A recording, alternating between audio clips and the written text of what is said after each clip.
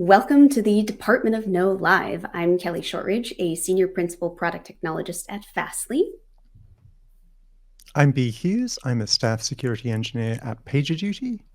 And we have Sounil here today to join us in a discussion about how to make security an enabler of innovation. So, very excitingly, he's the author of the book, The Cyber Defense Matrix, an essential guide for navigating the cybersecurity landscape. And the first 300 people who attend this series will be getting a free copy. Super exciting. So, Sounil, please give us a brief introduction about yourself. Sure. And thanks for having me, Kelly and B. So I'm Sounil Yu. I'm currently the CISO and head of research at a security startup called JupiterOne. And before that, I was the CISO in residence at a venture capital firm called YL Ventures that invests in seed stage cybersecurity startups in Israel. And before that, I was the chief security scientist at Bank of America, where I basically ran an innovation function trying to be a business enabler, helping security, or rather making security an enabler for the business itself. And that's actually where I also created the Cyber Defense Matrix. That's awesome. I know we're going to have a very spicy conversation. And for the rest of the audience, throw all of your hot takes and other spicy comments in the chat area, which should be in the bottom right of your screen. And then along the way, if you have questions for us, please leave them in the Q&A box that's below all of our lovely faces. And we'll be answering them free form after we're done with our initial conversation. So let's dive in. So we often hear that security should be an enabler of business, but what exactly do we mean by enablement in the first place? And what exactly are we even enabling? Yeah, it's a great question. And as I mentioned, part of my role when I was at Bank of America was to be that enabler. And I discovered some of it is really just a bunch of fanfare, or we're trying to put lipstick on a pig in some respects. The whole notion of security as a business enabler, I think there's two ways to think about it. There's an old way of doing security, and this old way is really trying to enable businesses to innovate by reducing risk. Okay, so security as a risk reduction function helps enable businesses to take potentially more risk and thus enable business in one way. Another way that we can look at security as an enabler in this old model is to serve as a forcing function to consider issues or security considerations that need to be thought through. And ultimately, this is really to drive a diversity of thought and diversity of opinion about, well, should we be tackling these problems in these particular ways, or approaching it slightly differently. And one of the beautiful things about security is that we, as a practice, we've embraced this notion of threat modeling, and to consider alternative scenarios, and to consider what might disrupt the business. And in doing so, it causes our business partners to think differently about whatever business initiative that they may be jumping into. So anyway, there's this old way of doing security. It's really all around risk reduction, being a challenge function. And the way that I would generally characterize that whole paradigm is well known through the CIA triad that we know and love, which is to be this risk reduction function by locking things down, making it hard to do the wrong thing, and driving business innovation through again this risk reduction function that we know and love, or at least are very familiar with. Yeah, and when we think about this old way versus this new way, what are the actual outcomes for the business? Like how, like risk is a very fuzzy concept, right? So how do you think about, like in practice, how does the old way look and how does the new way look? Yeah, so the old way, when we look at, well, so first of all, let's consider the word risk for a moment. It's oftentimes also bandied about and misused, but risk ultimately translates into three core factors. We want to reduce vulnerability, we want to reduce the threat, or we want to reduce the impact. And the old way is really largely around trying to reduce either the vulnerability or the threat. But the reality is that we oftentimes struggle in doing that, because I can patch every vulnerability out there, and guess what? Tomorrow or the next patch Tuesday, we end up with this plethora of new vulnerabilities. Reducing threat. Well, good luck with that. There's a lot of bad people out there that want to cause us harm, And despite sanctions, despite deterrence measures, we're still going to see people coming after us. So then, what I was alluding to was this new way of doing things, a new way of doing security, which is around reducing the impact.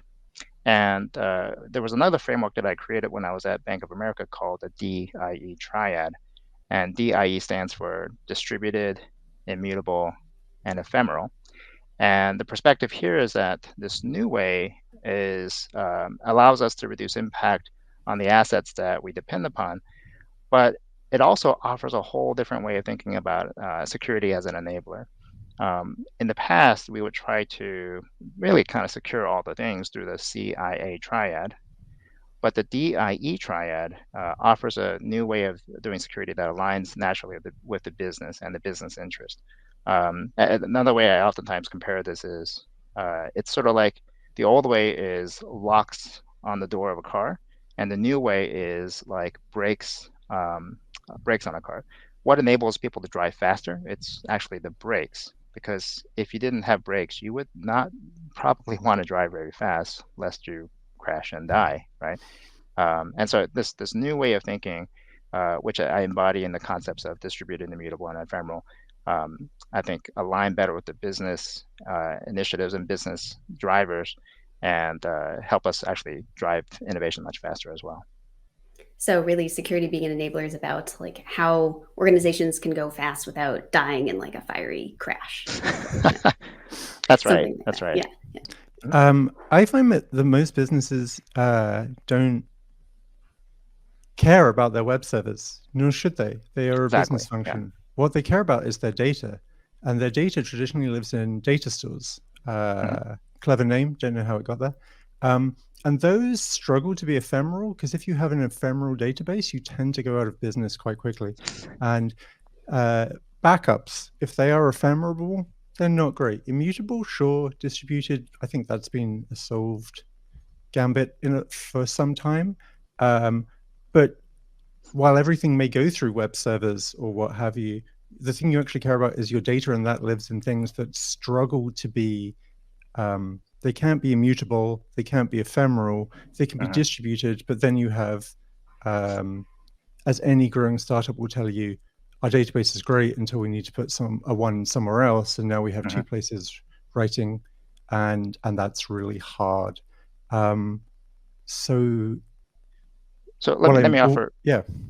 So let me offer, because this is something I've struggled with for a while as well, in terms of we have these assets that tend to resist being ephemeral, resist being distributed, resist being immutable, and data in particular is one of those assets that seems to resist that.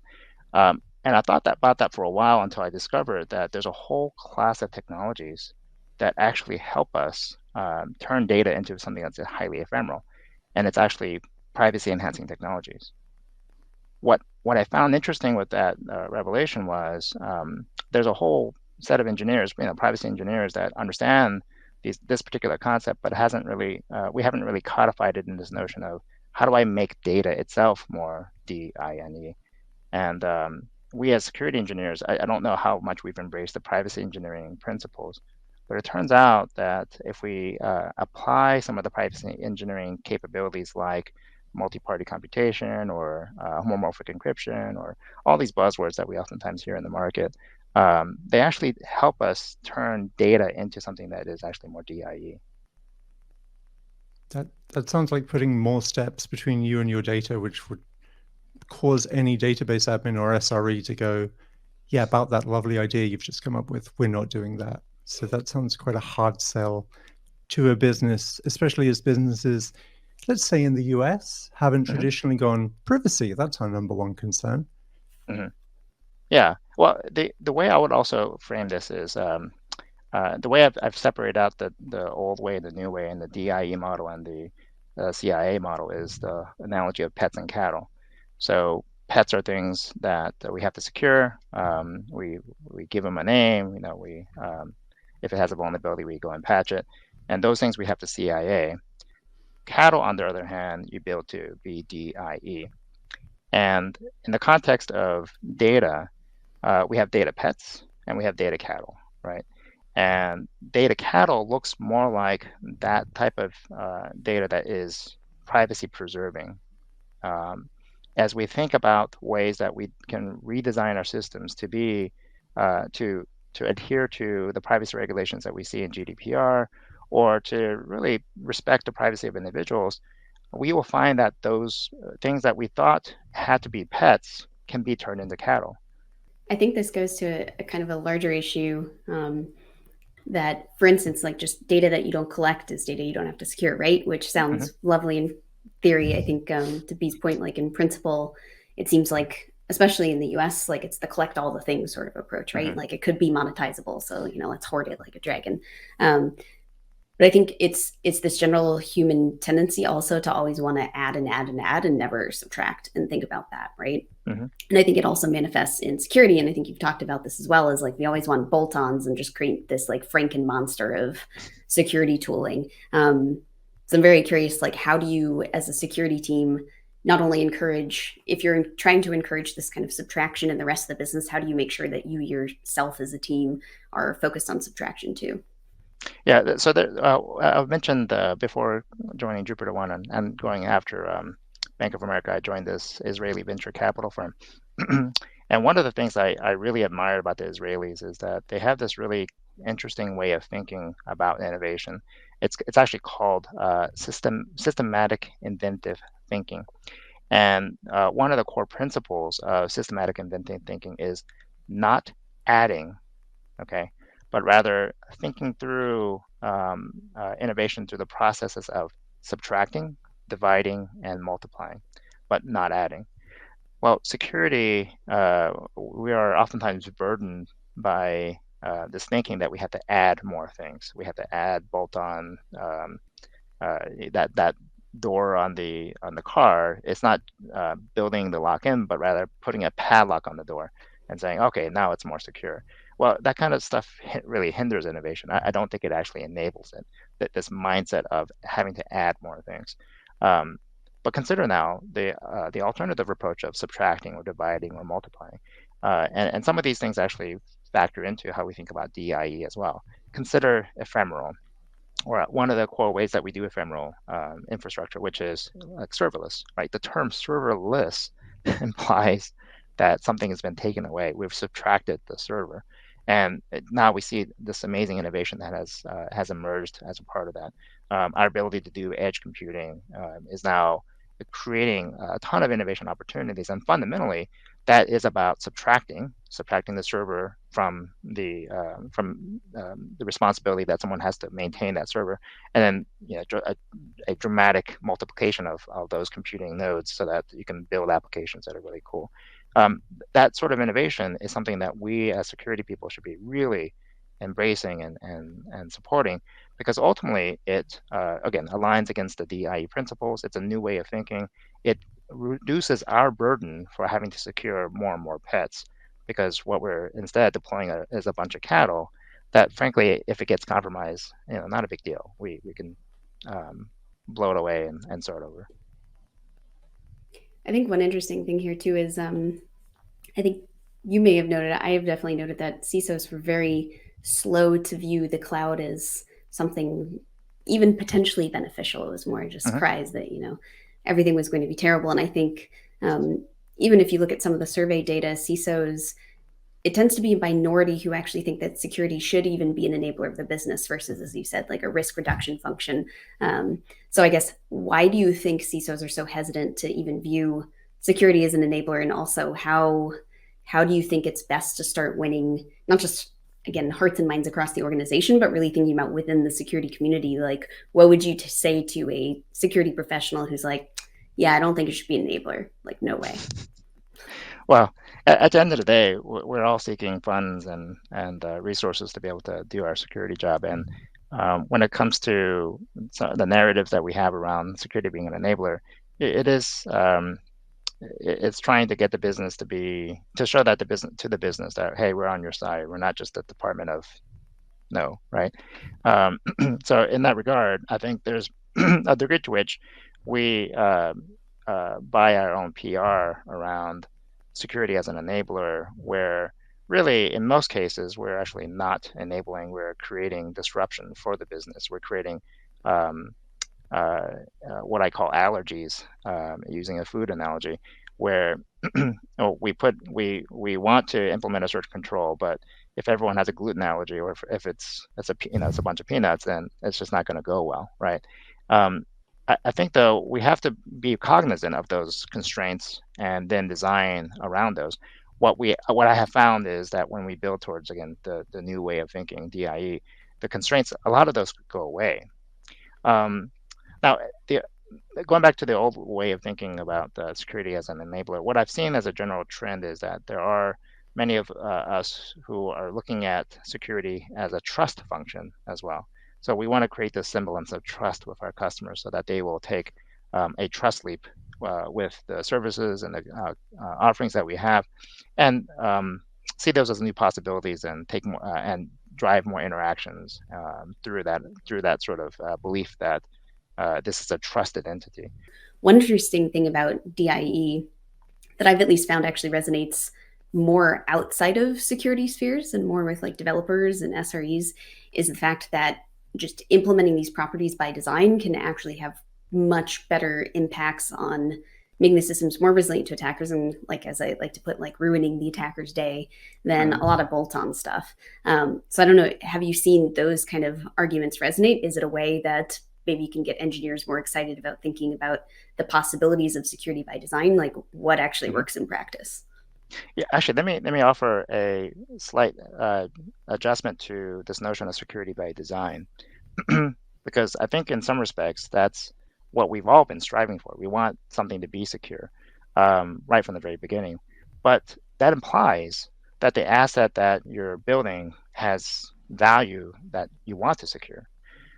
One of the if you think about D.I.E to an extreme end, what I'm trying to articulate is, what if it didn't have value, or what if it had such small value that spending time to secure it is actually not even worth it? Okay, and now granted, this is a spectrum, and there's no, just as much as you may not have perfect security, we don't have perfect D.I.E either. Okay, so there's a continuum of sorts, but the mindset is, what can I do to make this asset or this thing that, whether it's a piece of data, whether it's an application, some bit of code, whether it's a server that I spin up, how do I make that asset as low in value as possible, such that the impact side of that risk analysis equation that we talked about earlier is so low that I don't actually care that it's vulnerable. Okay, I don't actually care that somebody's after it. And this is something that is intensely uncomfortable, I think, in security, where we're like, well, it's a CVSS 10 vulnerability, and people, someone's coming after it. What do you mean we're not going to patch it? Well, my answer is, it's not even worth patching it. Let's just blow it away and rebuild it. And even if I rebuild it with the vulnerability, okay, it is of such low value. It is either immutable, it's either highly ephemeral, that it really doesn't matter that I patch it. And I actually ran this experiment one time at a previous job, where I had a server that basically had all these vulnerabilities, and it allowed you to SSH in. But if you try to type in a command that wasn't found, okay, it was a highly constrained environment. But if you typed in, for example, who am I, or ls, or anything that wasn't directly what that server was supposed to do, then that server got blown away. So as an attacker, you have a vulnerable asset. Let's say there's something that you want on it, but you can't really do much with it, because every time you try to do something with it, it gets wiped away. And is that secure? No, it's definitely not secure. But what's the overall risk? And the overall risk is extremely low. So did we not achieve a goal of risk reduction, but do it in a way that doesn't require me to have to secure that asset? Yeah, no, this has been a super fascinating discussion. So thank you for that. And I wanted to give you the opportunity, in case you have any really burning like hot takes or other things you just want to, wisdom you want to leave the audience with. We would love to hear it. Well, you guys mentioned at the very beginning, I'm super excited that I was able to get this book that I finished last month out the door and into people's hands. So if there's any feedback or anything that people vehemently disagree with or want to be able to put to use, certainly let me know. But look forward to just hearing feedback on that. Thank you. And for the audience, if you have any questions that you haven't already put in the Q&A box, do so now and we will be answering them shortly.